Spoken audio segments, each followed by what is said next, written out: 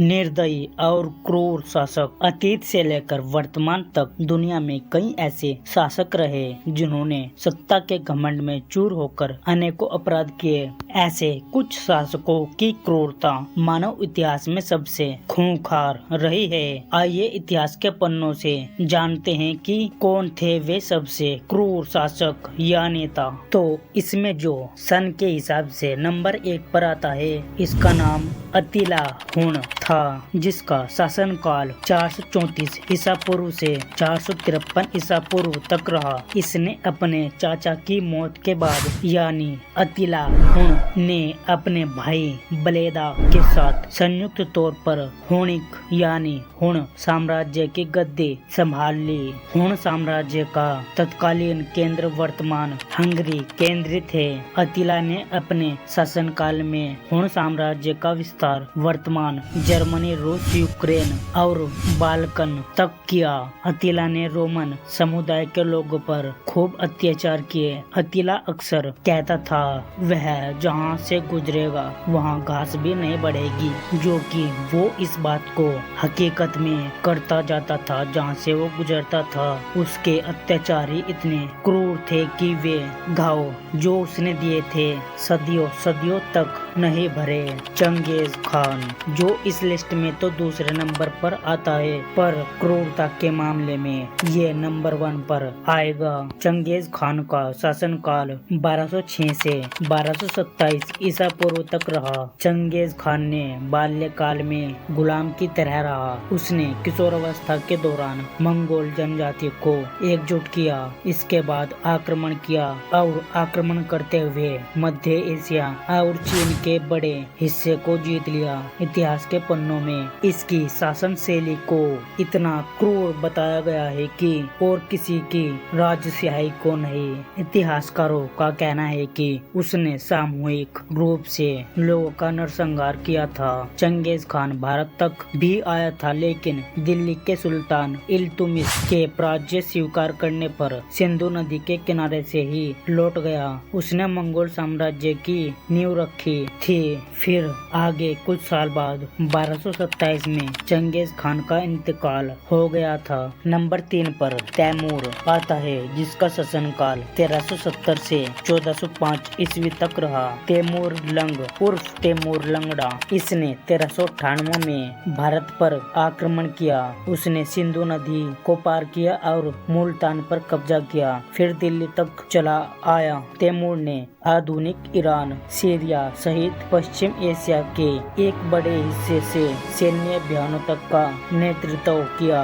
वर्तमान के अफगानिस्तान में उसने जिंदा लोगों को दीवार में चिनवाकर एक टावर बनाया था। उसने अपने शासनकाल के दौरान विद्रोहियों को कुचलने के लिए नरसंहार भी कराए। वह अपने पूर्वज चंगेज खान की राह पर चल पड़ा था।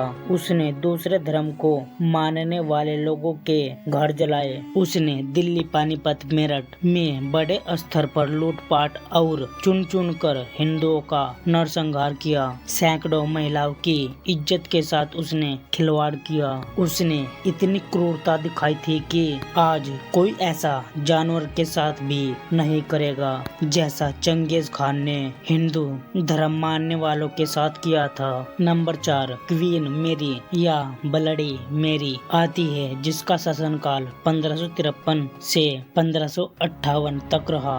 यह राजा हेनरी अष्टम और आरागोन के कैथरीन की एकमात्र संतान मेरी थी, जो सैन्य आक्रमण के बलबूते 1553 में इंग्लैंड की रानी बनी और जल्द ही कैथोलिक धर्म को मुख्य धर्म के रूप में भी स्थापित किया और स्पेन के प्रिंस फिलिप, जो कैथोलिक धर्म को मानता था, उससे शादी कर ली और आने वाले अगले कुछ वर्षों में कैथोलिक धर्म थोपने का विरोध करने वाले सैकड़ों प्रोटेस्टेंटों समुदाय के लोगों को मौत के घाट उतार दिया और इसके कारण ही ब्रिटिश क्वीन मेरी को ब्लडी मेरी भी कहा जाता था। मेरी इंग्लैंड पर शासन करने वाली पहली रानी थी। इंग्लैंड में रोमन कैथोलिक धर्म को बहाल करने के दौरान प्रोटेस्टेंटों के उत्पीड़न के लिए कुख्यात रही।